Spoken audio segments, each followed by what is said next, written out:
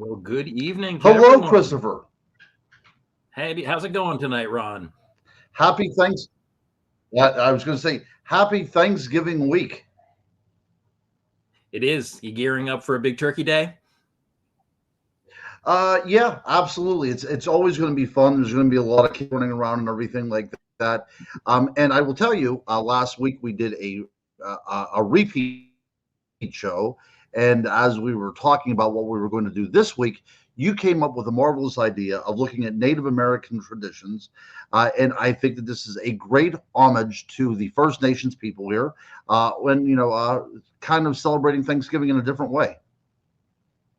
Absolutely. I thought that I wanted to do something that was a little thematic, and I thought that was all about our sort of initial truce with the natives here, not too far away from me, here in Connecticut, over in Massachusetts, with the Wampanoag people, and so why not celebrate a little bit of their darker heritage, and of course do that in a respectful way. And so I think it's going to be a fun show tonight, examining some of the darker legends from Native belief and Native folklore.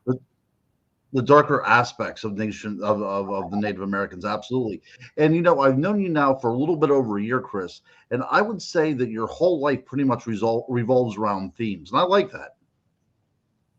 It very, very much does, actually. So Yeah. by the way, ladies and gentlemen, just a quick note to everybody out there, is that we've had a nice little breakthrough here on our channel, Dead Air Full Spectrum, which is that we have finally reached the threshold on the channel where we can begin to monetize, which means that we can get a little bit of kickback if we have advertisements and things like that, which I'm sure it's the most thing though that we'll actually get some ads on screen, but for us that's wonderful because that helps us to do the things that we potentially build some revenue here. And just a quick note that if you're in chat tonight, one of the things that we have as a new option is the ability to donate. And so what we do here on their Full Spectrum across all of our various channels, what we do here on Monday Night Monsters, you have the never a requirement, but you do have the option if you'd like to donate a couple of dollars here and there to us to help us do what we do. And of course, for every one of those donations, we vastly appreciate it. So just want to let you folks know that that's an option now. Absolutely. They can now be known as super chatters. And the first person that will donate tonight, I will do a little dance. Oh, well, of course, now that's going to drive away donations because nobody wants to see us dance and nobody wants to see us sing, but always worth a shot. However, if you would go So, to my folks, TikTok site, it's pretty popular. Oh, sure. So, okay. So you're doing TikTok dances now. I Yeah. don't have that kind of coordination. So I'm definitely going to beg off on that one. So guys, let's get started. We do have a great show tonight, and but before we do that, we want to kind of give a little quick refresher here on I'm sure that we have some people that are outside of the U.S. that watch us, so whether that's live or on YouTube later on, and just a little information about what part of our theme is, or at least what the inspiration for our theme is tonight, because back in 1621, in October of 1621, a gathering of English settlers, we call them today the Pilgrims, but they would have just been known as settlers back then, and the Wampanoag tribe, who were the tribe along the Massachusetts coastline around the Cape Cod area back in 1621, gathered together for a feast, which actually lasted about 3 days. And this feast was to celebrate the first harvest of the settlers in the New World. And this, of course, would become what we today call Thanksgiving. And the truth is, and we have to acknowledge this, that the truce between these cultures would not last forever and things would take a bad turn eventually. But at that time and for the next few years after that, there was peace. And it's a moment of celebration that we do still honor today. And so that's the inspiration behind the stories that we're talking to tonight is the various native peoples who were here and have an older and greater claim to this land than we do. And so we want to respect their culture, but also talk about some of their more nightmarish legends, because, of course, that's what we do here. So I'm really looking forward to some of these beasties tonight on the show. And putting this together, you can see a great correlation between a lot of our myths and legends that we cover on the show, from Bigfoot and things like fairies and such. I think it's going to be a very interesting show to start connecting these dots. Oh, wait a second. 35. You know what? There we go. I'm going to start doing a Good little gravy, dance. John. Well, Nobody wants to see me dance, but Ron, you got this covered. So, Woo! guys, thank you so I'll much. tell That you is what, man. massively appreciated. So, I am so absolutely John, stunned I by owe the you a coffee for that one generosity. at the very least, or possibly dinner. Yes, So that's right. let's That's tell right. you what. Let's since we were talking about the Wampanoag, Cody, nice to see you. Sarah, here. I saw Mary Beth was in here as well. Got a lot of folks on board tonight, which is wonderful. So great.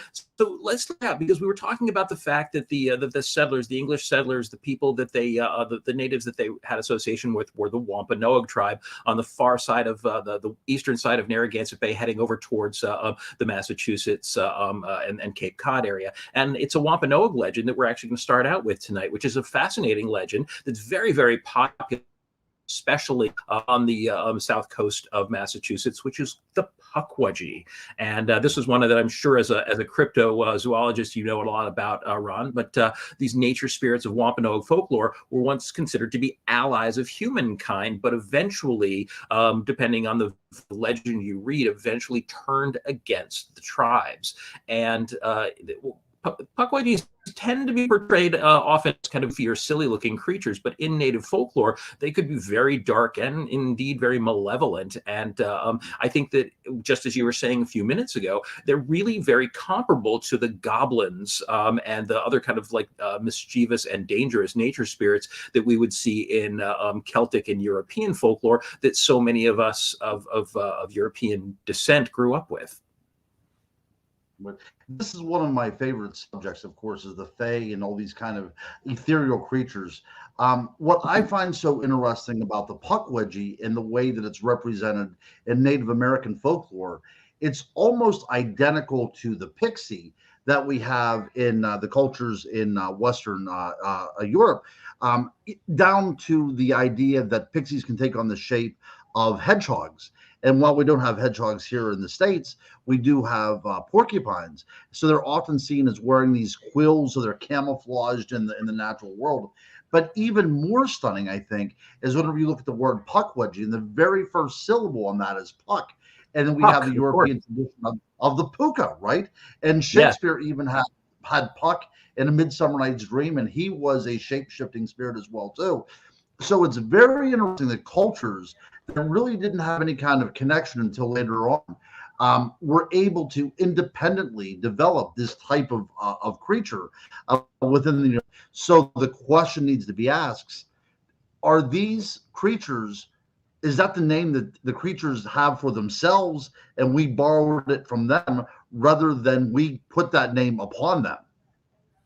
It's true, and it begs quite a few versions of the question. So you have to ask yourself: is it because these creatures are ubiquitous all over the world? Is it because there are versions of these creatures all over the planet? Obviously, if fairies, spirits, and all these kind of creatures, puka and goblins exist, they wouldn't be limited only to one section of the world. So perhaps that would be a good excuse or a good explanation for that. The other is, has there at some much earlier point in time been cross-cultural contact or dissent between these various peoples? Of course, all of the various humans all over the earth came from central locations. We didn't independently develop. And did we somehow carry forth some remnant of these beliefs and carry it over? And we're going to see that a lot tonight. I think it's a fascinating thought to wonder if, in fact, there's either contact we don't know about at an earlier stage, whether they inherited some of it from one another, or in fact, is there a common ancestry to these myths and legends, or in fact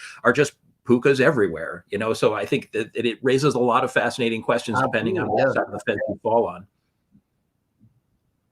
Yeah, and you and I really don't kind of, subscribe to the woo all that much, but there is something in the fact that, is it possible these are based upon a true creature of some kind that is remembered in our collective unconsciousness and becomes a ubiquitous folklore among people all over the planet?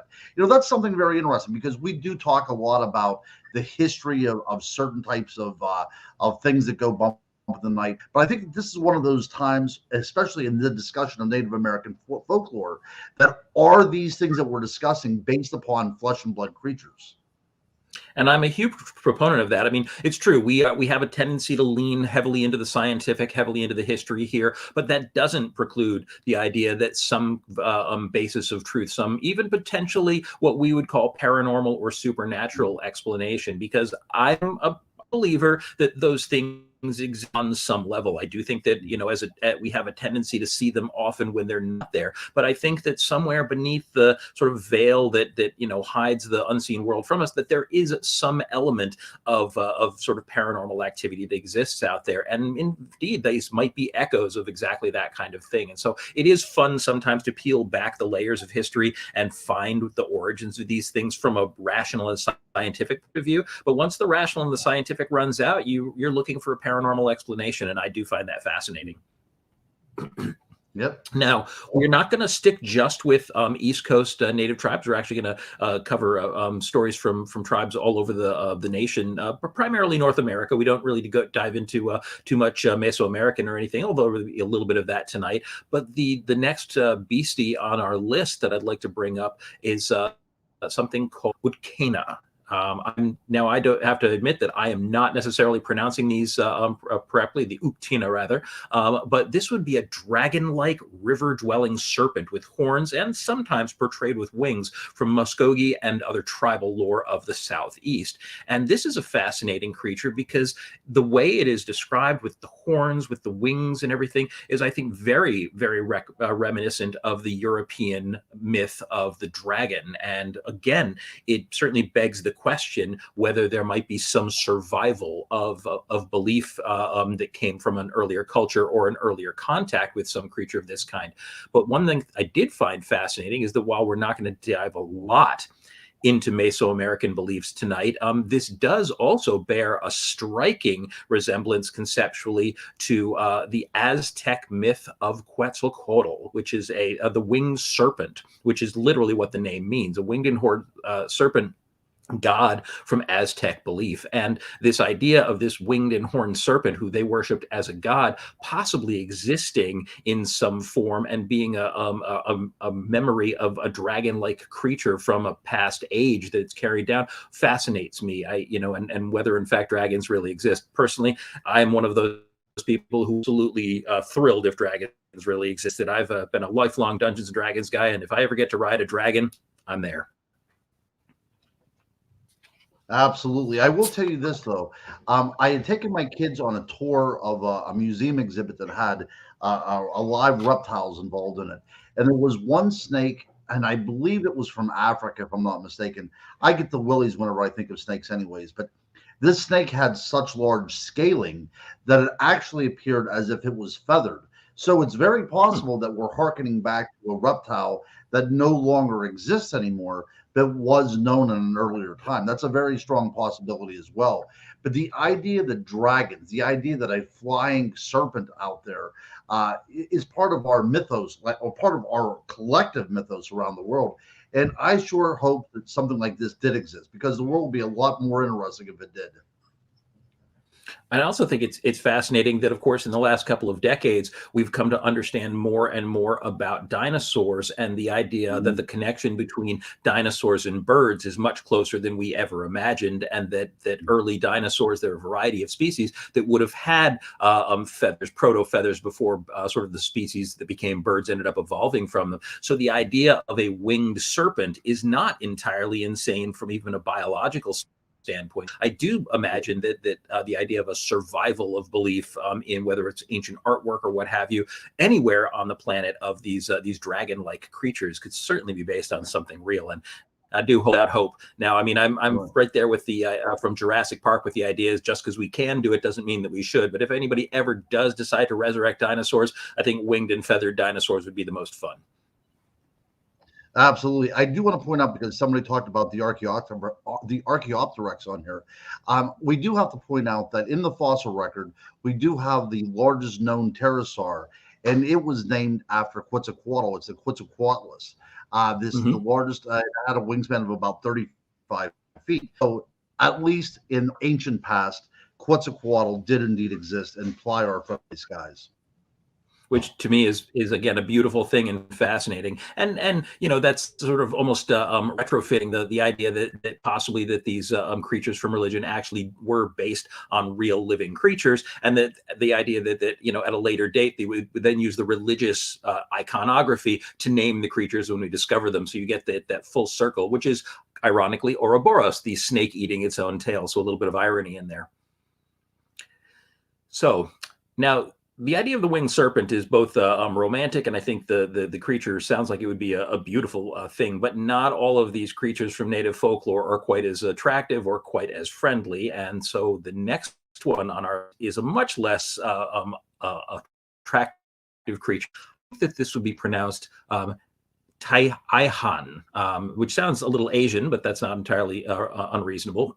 Vicious and eternally hungry cannibalistic dwarves who appear in Arapaho, Cheyenne, and Comanche, as well as other Plains tribal legend. Now, these are the names of these goblin-like creatures generally translate to something meaning small and strong. And so, as with most creature names, especially from Aboriginal societies, the name was meant to be descriptive. But these, again, very goblin-like creatures are common all throughout the Plains lore. And one thing about the Taihan is that it is not only fierce, but it also wields dark magic, and they can become invisible. They can run with incredible speed, outrunning any human being. So if they're hunting you, running is probably not your best way to get away from them. And they can place curses on their prey. So this is a very frightful type of creature. And I would say that one of the darkest of the creatures that we have on our list today. We have a few real dark ones, but this is definitely one of the most of them. The idea of these cannibalistic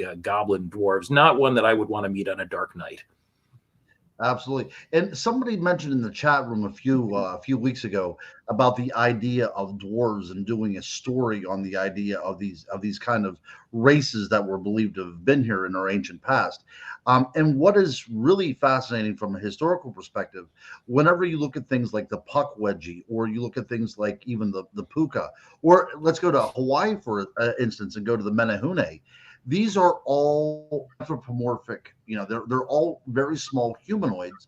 They were believed to be givers of culture in some way, and the alliance between their race and our race somehow fell apart. It seems too good to be true, to tell you the truth. It seems as if this is an actual encounter with some sort of species that simply did not go well in our ancient past, that we learned from them, that we interacted with them, but they lost the evolutionary arms race and are no longer here. If you would look at the Homo florensis in Indonesia, the little hobbit, it is appearing as if in our ancient past. I'm not talking about tens of thousands of years ago. I'm talking about fairly modern, maybe 5,000 or 7,000 years ago, that we were around races of other beings, almost like ourselves. And if you go farther back into the fossil record, 45,000 years ago, we were anatomically modern humans, and we shared this world with Neanderthals. We shared this world with Homo florensis, and who knows what else we shared this world with. And I do believe, from a cryptozoological point of view, that a lot of these interactions that we had with these creatures in the past has been not forgotten, but carried on in a traditional way through some sort of oral language, some sort of oral retelling, to the point that it's almost like a game of telephone. And by the time it comes to us, it's just a mere shadow of what it originally was. But at least in my research, I think that what a lot of these things that we call cryptozoological and a lot of these things we call paranormal were indeed flesh and blood creatures that we had to deal with in our ancient past. It makes perfect sense. And if you even think about, even today, there are survival of different tribal peoples in areas like Borneo, or even in the Australian outback with the Aboriginal people, who physically have so many differences than most of the races around them, of course, because most of Australia, of course, being colonized by English Caucasian people at this point. But the physical differences between these two groups of people they're actually quite striking. And you have to think, where, at what point in the evolutionary branch, did these two races split apart? And if they are, for instance, an evolved form of a different branch altogether that were short, more diminutive of stature, that were maybe thicker, built for rougher conditions. And if you do trace these back far enough, do you have genuinely distinct branches of human evolution that would have produced radically different types of people that today, to our eyes, might have seemed like a different species altogether? And to me, that is fascinating, and certainly Right. with animal species, that's very much true as well. Right. Yeah. When we talk about, humanoids, we talk about, races of Homo sapiens, then we're talking about remnant populations that somehow survived in, remote recesses of the jungles, and they were able to stay away from us because we like to kill things, and they were just a memory, of what was actually happening. But I know whenever the Dutch started to settle the Indonesian area, they had reports of these diminutive humans that would come out of the mountains and steal children, steal food. So is that a possibility that when we talk about, the late 1500s, that this was a actual sighting of the Homo forensis, which now has entered into the fossil record, that we know that these are indeed true creatures that existed and probably no longer do?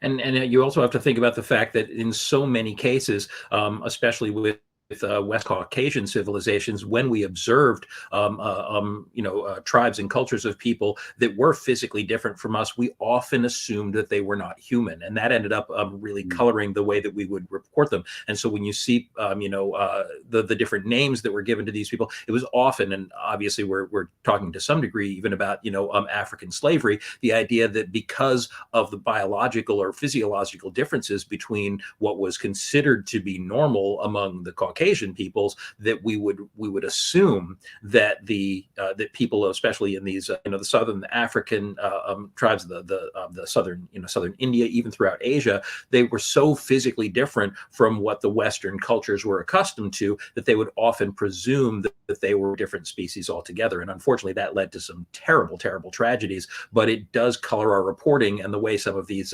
early books on biology and naturalism were written. So it's easy enough to imagine that even these led to the belief in these races of little people or races of giants, because they were so different from what we were accustomed to seeing. Absolutely agree. Totally agree. Totally.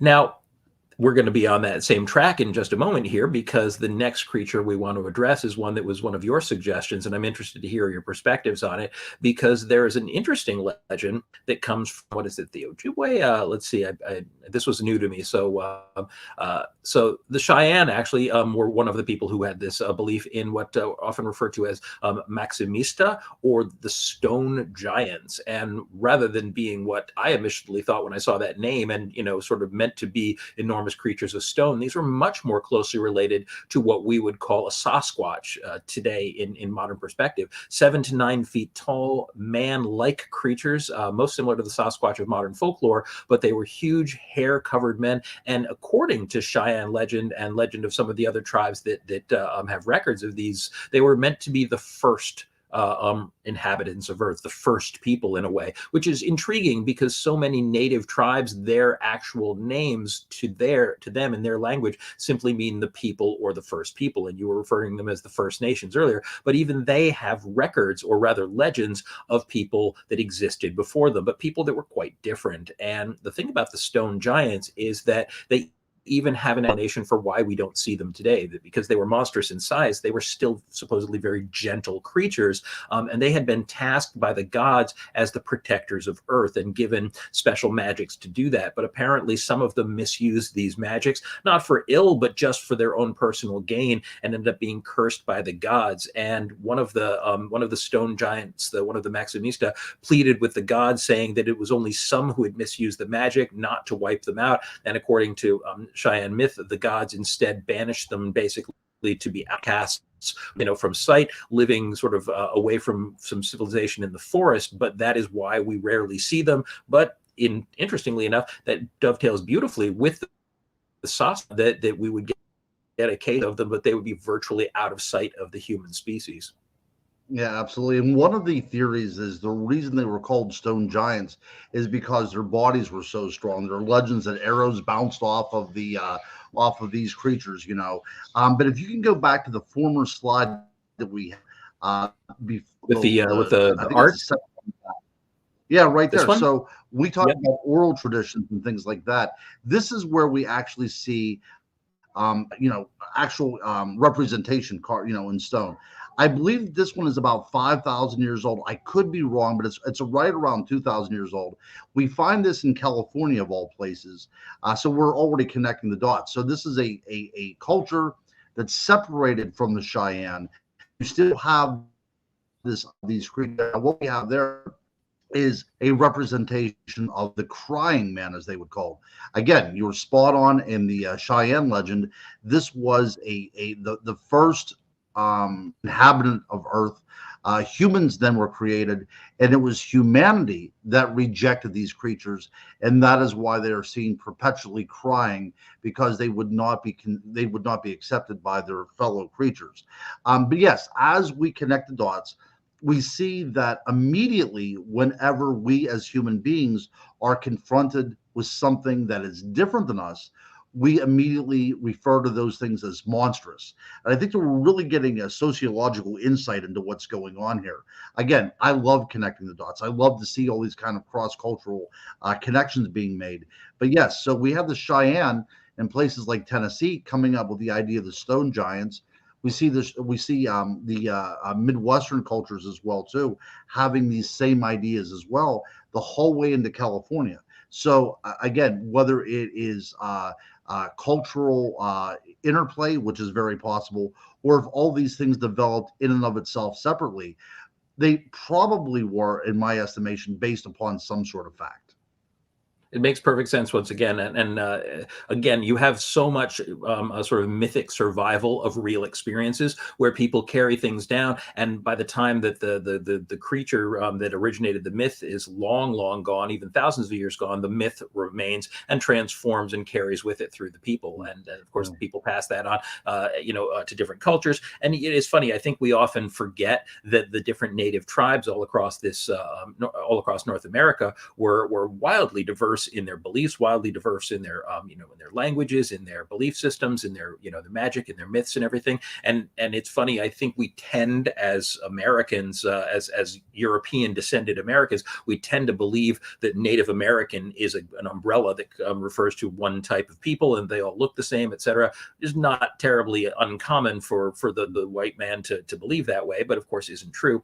And if we need any proof or sort of rationalization for how that could have happened with these people, all we have to do is think about how things change when we just cross a state line. If you travel just a few states over from where you are into another state, you have different popular foods, different you can have a language barrier even sometimes, not in terms of the actual language being spoken, but with the terminology, the phrasing and everything else. And it can be difficult for somebody from Maine and somebody from Tennessee to understand each other occasionally. So I mean, we've all encountered that from time to time. So it's not terribly surprising that this massive, of over thousands of years, massive difference between the different tribes and their different legends would have cropped up. But they still theoretically would have crossed over between group to group with different names for these different creatures, different legends for why they exist, who they represent. And so the same legend, I think, probably transforms and takes on different roles in all these different cultures. And those legends may have came across on the Bering Land Strip as well too. It may have definitely come with us from Asia as well. So we might be talking about something that's far more ancient than we're letting on. No, I agree completely with that. In fact, I think we're going to be addressing in a couple of our next few creatures, we're going to be in the idea of the survival again of a much earlier cultural connection that we can hardly credit today, but that possibly came over from a different continent. But first, I do want to talk something, another one of are more dark in our list today, which is often referred to as the Owl Witch, Tataklea. The Yakima people of the Pacific Northwest have this sinister owl witch. She is literally meant to be a death spirit. And a quick note, kind of to be a little bit on the sensitive side the idea of dark witches is something that's going to come up quite a few times during the course of this list. And I want it to be understood that when we're referring to witches, we're referring to them in a folkloric sense, not in a modern perspective. There is a great deal of difference between the witches of folklore and that term being applied to sort of dark sorcery and the modern practice of witchcraft. So I don't want anybody to think that we are misunderstanding that there is a difference here, but we use the term because it is a sort of a cultural term that has come to refer to sorcery as well. So just a little note on that one. But yes, Owl Witch, I think, is one of the more frightening of these. These are a creature which is predatory, a death spirit, and the Seminole language, it was called the Stikini, and this child-eating Owl Witch, found in other tribes as well, bears distinct similarities to legends like the Navajo Skinwalker, which we'll be talking about in just a few minutes. But this is a genuinely dark creature. This is a spirit of death, a spirit which, like so many of these other monsters, is out there looking to consume humans. And like a lot of them, and this is another one where I feel like there is possibly some carryover between this and myths from the other side of the world, another child eater. And these winged female spirits who are child eaters are something that we've encountered in previous episodes, because we've talked about them when we were talking about vampires. We talked about them when we were talking about demons. Lilith, of course, a character who's been portrayed that way in later versions of the Lilith myth. And so these winged child eaters, even when we were talking about vampires, the Styurges of Greek mythology, so many that actually bear very, very similar traits in terms of both their physical appearance and their way that they prey on humanity. Absolutely. And the Latin classification for an owl is actually from the Sturgis, that name, which is interesting. So even scientific classification included those into that. Again, we see in Cornwall, in the British Isles, that they have an owl man legend there as well, kind of like our Mothman, although it has a much deeper grammar than our modern Mothman. It goes back into ancient Celtic belief systems, and it indeed was also a devourer of children. And whenever you talked about Lilith, absolutely, this was a creature of the liminal zone, and even her attributes were these feet that had these talons like an owl does, and she's often even depicted seen around owls as her intermediaries. So again, we look at these creatures in Native American folklore, and there is such a resemblance to these other creatures from around the world that is a show in and of itself on how these kind of traditions mingled and commingled and became something very unique across the world. I think it's almost impossible to suggest with so many of these legends that appear to have almost perfect analogs on two different sides of the world from a time when traveling across the oceans was virtually impossible, or at least incredibly difficult. It's almost impossible to imagine that they simply sprung up with such perfect synchronicity on two sides of the planet. And so it does beg the idea of earlier connection between these cultures. There's a lot of other theories too, some of them which are quite, I would just say, outrageous or creative. It's one of the reasons that people often talk about aliens, seeding the different populations and things like that. And that was certainly something that we could do an entire show on. I don't claim to be an expert on that kind of thing, but it's an intriguing theory. But yeah, I think it's impossible to imagine that creatures of such almost one-for-one trait, the different traits could possibly just spring up like that. An owl witch that transforms, flies through the night, is a spirit of death and consumes children that exists in two completely separate parts of the world. It's a wide world. There's a lot of imagination, and I suppose the idea of the 100 monkeys, coming up with Shakespeare eventually, you could use that argument to suggest that these are just coincidences. But sometimes the coincidences require a greater stretch of the imagination than simply accepting that some kind of either survival of memory or communication between these cultures existed. That's what makes the show fascinating. It's an awful lot of crazy stuff. I say that, and as I mentioned earlier, I'm a believer that there are greater things out there than we fully understand, that science doesn't explain everything. So while we may do a lot of historical onion peeling on this show, I think sometimes when you get to the core of it, you still can't come up with a perfect rational explanation to sweep this stuff under the rug. So absolutely, my friend. So we were talking about the fact that this owl witch does bear some resemblance, and a couple of the other creatures do as well, to another native legend of another kind of dark witch, and this is the Skinwalker. And I believe, at least briefly, addressed the topic of skinwalkers way back in the beginning. Excuse me, hiccups. Way back in the beginning when we did our show on werewolves and shapeshifters, because this is a shapeshifter from primarily Navajo legend, although other tribes definitely have their idea of both shapeshifting within their magical system and also dark witches that use this magic. But Navajo legend tells us of dark witches who take the shapes of animals or even other people to seek revenge, to steal, or fulfill other evil desires. And the thing about skinwalkers is that the skinwalker myth is almost universally and steal people's lives, and they shapes to take over their lives, over their wild, and so they are considered darkest or magic. And it's a fascinating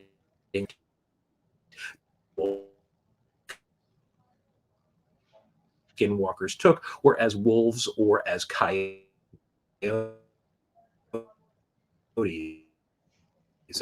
And coyotes have a lot of interesting sort of mythic as predators. And the thing about skinwalkers is that I'm sorry, waiting to jump to a slide here. Oh, and I overshot there. Didn't mean to do that. Give me 1 second here. You know what? I'm a technical marvel as usual here. There we go.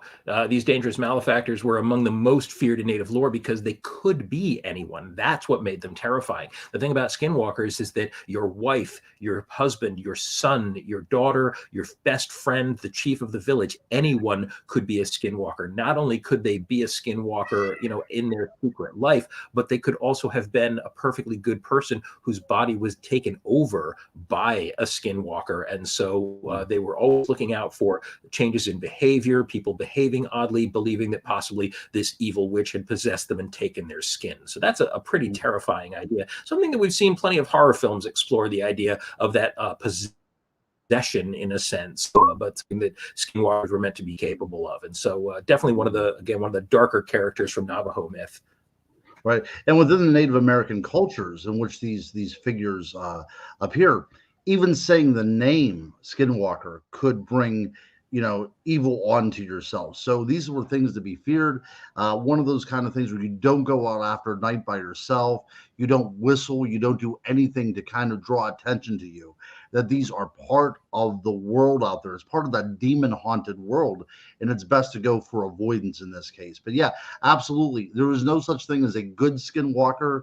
They are only malevolent creatures. And the idea of the witch, and I think that we should talk about that for a little bit, because I don't want to sound like we're appropriating that culture. So I think that when we talk about the witch in Native American cultures, we're getting very close to a shaman. Wouldn't you suggest that as well too? Just as the witch in the European mentality would work with the natural world around them, so too did the shaman, but from a much deeper and a much more ancient level than what we derive the word witch from. So this was a person, male or female, that was able to manipulate the world around them through natural means and through incantations and such. Absolutely. And again, so the idea of there were magic users or magic workers in these in these cultures who were people who were good, who were people who served the community, who were in touch with the forces of nature, and that was something that was fairly common. In fact, many of the native tribes throughout both North and South America had very magical traditions. Their lives were full of magic. They used charms and incantations all the time, but it was specifically this dark magic that ended up becoming associated with what we would call, in the European language, we would call witch. And that name, that word, because it had such negative connotations, ended up bleeding over into sort of contemporary native language. And it's just one of the reasons why they might skinwalker as a wolf witch or as a dark witch. And so that term certainly gets a lot of use, but it doesn't apply to all magic users. And interesting, doesn't apply to all shapeshifters. Shapeshifting was something that was very common in a lot of Aboriginal societies all over the planet. That's something we talked extensively about in our very first show way back when we did our show on werewolves. But this was not innocent shape shifting, and it wasn't shape shifting for the good of the tribe. This was shape stealing for the good of the sorcerer, and always, as you said, always in a negative connotation. Perfectly stated. Now we accidentally gave a little bit of a preview of one of our other monsters, an interesting one, which a little on the Godzilla-ish side here, but one that you had suggested and I had never heard of before, Ogua. From the now you're gonna have to pronounce this one for me. Monongahela, River Valley, because that's got to be pretty close to you, I believe, over there in PA. But and of course, bleeding over into West Virginia, this man-eating beast of legend, which is effectively half snapping turtle and half alligator, and roughly the size of a Volkswagen, and certainly nothing that you would want to encounter if you were going for a swim on a lovely summer day. But the Ogua is oh, now see, here I actually genuinely see, this is why we're so human here. I've used exactly the same text for 2 slides I was rushing through today, but here we've got 2 fun pictures, at least, of this fascinating creature. But that's all right, Ron, because I know you know a bit about this beastie, and so I'm going to let you expo on it. And I don't know if you've ever encountered one. I would certainly hope not. No, unfortunately, I have not. But the Monongahela, that is one of the 3 rivers that form down in Pittsburgh. That's where the Allegheny and the Ohio and the Monongahela come. No, hold on a second. The Allegheny and the Monongahela come together to form the Ohio River. That's it, at the point where our stadium sit, okay? So that's the 3 rivers right there. And I was doing research one time to try to come up with some great stories about Native American beliefs along these rivers. And I came up with this fascinating monster. Now, later on, it started to take on these attributes of something that was much more reptilian, something more like a very large snapping turtle. But some of the very beginning reports that I had was something a lot less sinister, something much more natural. There was reports of deer coming down to the water, down to the banks to get a drink, and these things snatching them off the shore. Now, we can say a couple of things. Native American cultures loved their children as much as we did as well. There was no lifeguard on duty, so these things would serve as a type of boogeyman to keep the kids away from the water. Absolutely. But there's so many naturalistic elements whenever they report these things about how that they would feed and how that they would swim up the rivers. So I started to look at in some of the history behind different types of animals. And I know by the founding of Jamestown in 1607, there were alligators as far north as the Potomac River. So it's very possible that an alligator somehow found itself into the Allegheny, and that spurred this legend that continues with us to this day. But I am now under the conclusion that I believe that what we have here in the Ogua is a remnant remembrance of an encounter with a bull shark. And I will tell you why. The Ohio River will eventually feed into the Mississippi River. And we know that bull sharks have went as far up the Mississippi River as outside of Elton, Illinois. It's about 900 miles or so. So we know that they are capable of doing that. And when we think of a time whenever these waterways were not domesticated and not controlled in any way, it's very possible that some of these, predators started to come into areas where you would not think that they would exist. So I think that that's where this comes from, and the more reptilian look developed later on. But I think that this creature was indeed based upon something that was flesh and blood and easily categorized in our modern science. It's a great coincidence that you would mention that, because we were talking about these creatures swimming up into the rivers before we even got to the shark sock. I was going to bring up that few months last summer when we did our program sharks, we talked about in the sort of series of New Jersey shark attacks that inspired Jaws, that one of the incidents was when one of these sharks, if there was more than one of these animals, actually did swim up a river quite a ways inland, ended up killing several people at that time. And that was something that nobody thought would ever happen and was completely impossible. So I think it's a fascinating and very plausible idea that a bull shark would actually make their way up the river, which is not unheard of, and that they would have never seen anything like that before. Certainly had minimal, not being a coastal tribe, would have had minimal encounter with any kind of a creature of that kind. And one, one look of in a muddy river of this thing turning over and getting a flash of teeth, and you wouldn't really know what its physical structure was. You certainly wouldn't imagine that it was a large fish. You probably would have imagined that it was something closer to a croc or a giant snapping turtle. So it's reasonable to think that would have evolved that way. Also, you brought up a great point, because this is something we talked about during our episode on Celtic folklore and myth, which was very similar structurally to the one that we're doing tonight, which is that so many of these stories, even if they have a basis in reality, are also cautionary tales and a way to keep your kids in line. And that's how some of the greatest monster legends exist, is by warning your children about the dangers that face them in the woods, and in the woods or in the water or anywhere else that they may play on their own, and a way to keep your kids safe, and that they kind of grow into these monstrous tales. Absolutely. Yeah. And that's as worthy of study we're doing right now. I love the idea of sociology and the way language forms reality. Oh, it very much does. Now, there is another fascinating, I think, survival or carryover here with this next creature. And I didn't know until I started researching tonight's show that this did exist in native myth, and I was absolutely fascinated. So here we go. We have Kanonsionti.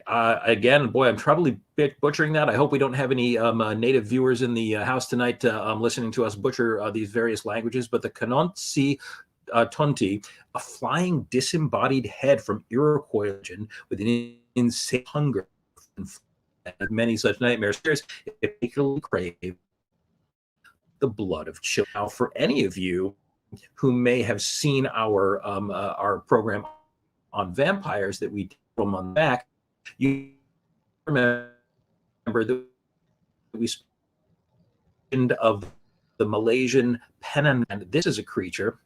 Of course, I'm freezing up here, but this is a creature that is virtually identical in almost every way. It's impossible not to point out the resemblance, because this also preys on children. It is also a edgewise between the Penang and the Kanonsionti, I get really butchering that, is that the Penanggalan, when it leaves its body, which is a corpse, it's basically an undead creature, drags its innards behind it. But with the native supposed long hair, so physically and structurally, it even looks and acts in a very similar way. But the idea of a floating, flying head, this disembodied head of an undead creature which flies through the night and actually seeks out the blood of children, that is, to me, far too much of a coincidence. To me, it's an extraordinary one. And the idea that the people of the Malaysian culture or Asian cultures would have had contact with natives,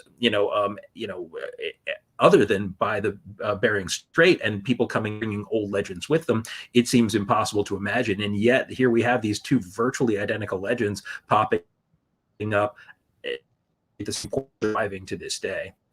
Yeah.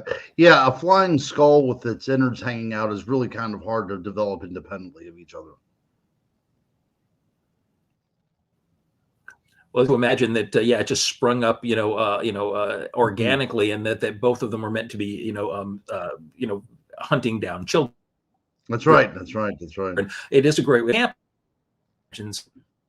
No, I have been a survival or a cross communication. And I think, to me, one of the reasons that these things are so important is because I think it's so easy. And we're going to go a little woke, as we often do on this show, but it's so easy to what we call other people, to make people feel like other, to suggest that a culture is beyond understanding, that a culture is so foreign to us that they practically are another species altogether. And we've talked about that a little bit tonight, the idea of our intent, our tendency to do that. But the truth is that borders of countries, borders of lakes, rivers, and things like that, anyway we draw these borders, are imaginary things, or at the very least they're man's own creation. And that depending on what side of an imaginary line you're born on, we shouldn't consider people to be so very different. They may grow up in a different area with different foods and different languages, but that almost all people are virtually the same, and that we ultimately have a common interest somewhere down the line. That certainly, when we see even how much our folklore and our culture cross-pollinates, and that we come up with these same ideas, it's hard to see these people as quite as other as we have a tendency to make them seem. So I feel like, it's one of the most valuable things about the show is that we do bring these cultural ideas, to people and get to show people just how similar we all are in the long run.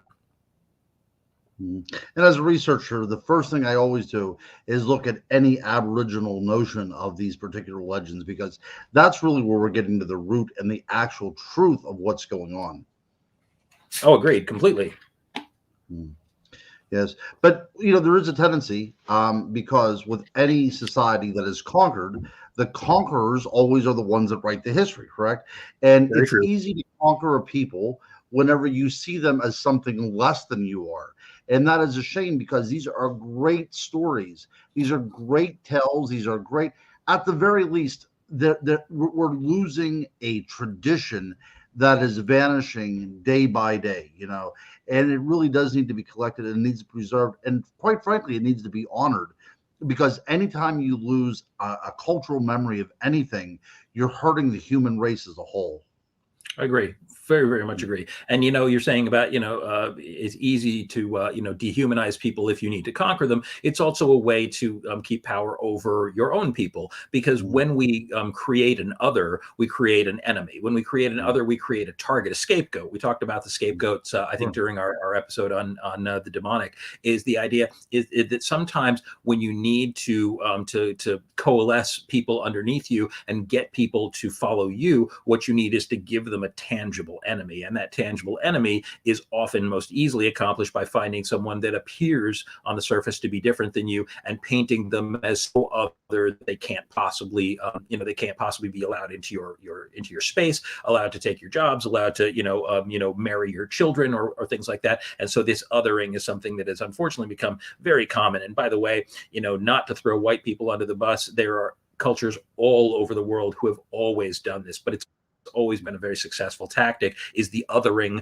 of people to turn them into monsters. And unfortunately, that is something that we have seen time and time again throughout the course of our many episodes, is how often we make monsters where they did not exist before. That's right. And it's interesting to point out, and I'm glad you brought that up, because the Gaelic language is falling apart as well, too, because at one time, whenever the British started expansion, places like Scotland could not even speak the language in schools because they wanted to do away with it. So this is something that, again, is part of our human society, and we do definitely need it to change. And one of the reasons why I like to connect dots so much whenever we talk about the paranormal and the supernatural and through legends is to show us how much we have in common rather than how different we are. I agree. And, there's one more legend that I want to get to before we close up for the evening. And this is one which is, again, it's a remarkable parallel. And I thought it was fascinating. This is another one that is new to me, and I was thrilled to learn about it. And this is, let's see, Skade Gamuk. Okay. So again, apologize to anyone out there who can speak these languages. The Wabanaki were an earlier tribe that have survive in several smaller tribes throughout the Northeast, especially in the Maine area. But these ghost witches of Wabanaki lore appear when a sorcerer's magic is too strong to stay dead. And so these creatures are cursed with undeath and return to torment the living, very much like what we would consider to be vampires.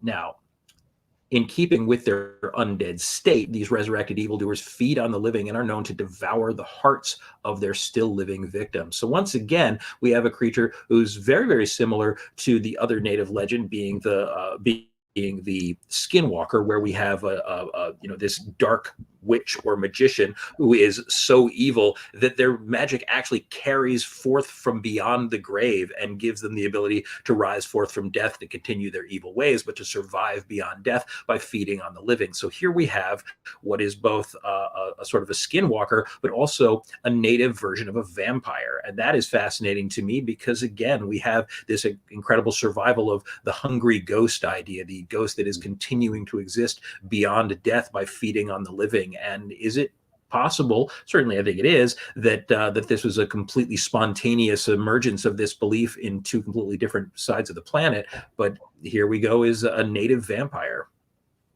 Absolutely, yeah. One of those fascinating things, I would like to see a movie made of that. Wouldn't that be a cool one? I would like to see that. It's interesting because I think that it is always a little bit challenging when you do these kind of things, because what you don't want to do, and we have a tendency to do, is demonize a culture by doing that. And I think that a lot, when you have the wrong culture making these movies, it can feel a little bit abusive. But when you get the right people behind the lens of a camera, or the right person writing it, and they can do it with respect for the culture, I think it does work out a little bit better that way. So I would love to see a native filmmaker, native scriptwriter actually write some good horror based on the legends of these various native tribes, because it really is it's a rich area, it's a rich source of story, and for me, 100% behind seeing some good native horror. Absolutely. One of my son's favorite movies is Apocalypto from Mel Gibson. And because he was a white guy that made it, there's a lot of backlash about that. But we have the parallel too with Cuckoo Khan, that needed these hearts that were ripped out of human beings' chest that were still beating. That it somehow was able to feed off the blood, or take that as some sort of appropriation for prayers that were being said. So again, we see this parallel in Mesoamerica as well too, with gods themselves that need to devour beating hearts and drink human blood in order to be appeased. And that happens again. There's legends of sort of heart eaters all over the world, and the idea that you can take the strength of your enemies by consuming their heart. Or in some cultures, the Celts actually, they say that early Celts, with the sacrificing of people, that there was the drinking of blood and things like that, not to be gruesome, but just to literally to take on the strength and the power of your enemy. That's something that happens literally all across the world. So it becomes easy to demonize one culture over another, especially if the sort of state of their cultural evolution is earlier than ours, and we still see somebody doing these kind of things. We tend to assume that these people are savages for that. But if we look far back enough in any culture, no matter whose it is, and no matter how highfalutin they often think they are, it's very likely you're going to find human sacrifice, even cannibalism. And that is something that unfortunately, thankfully, not a whole lot of that left today. We've run across that in our talks many times. But yeah, no, there's none of us innocent of that kind of behavior if you go back far enough on our time scale. That's what I call it. Is the collective skeleton in our family closet. So, well, Boyles, we are coming up on the 9 o'clock hour in just a few minutes here. And so, as always, we want to thank you very much for joining us tonight. Before we go, I want to quickly shout something out here, which is that I have a new book in production right now, or rather in process of writing.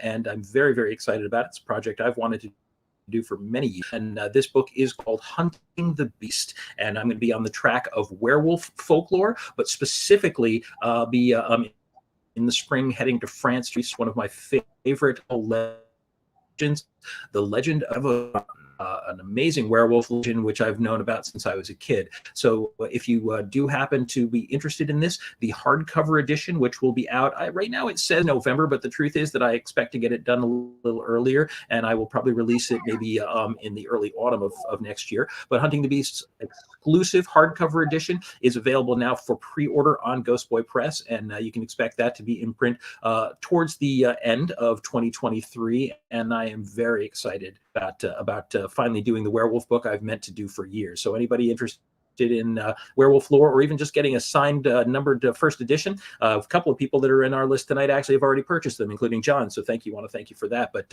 so please feel free to visit ghostboypress.com and check that one out. Yeah, I'm looking forward to it myself. The Beast of Gévaudan is one of my favorite legends as well.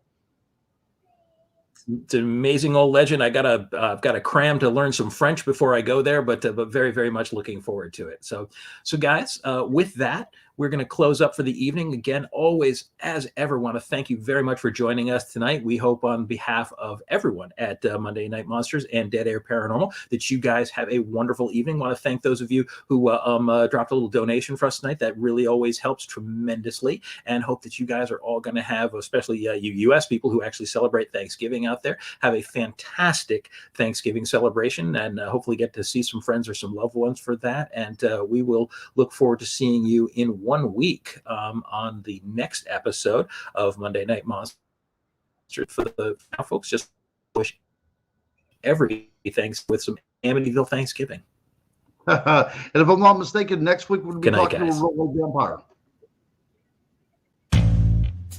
Oh.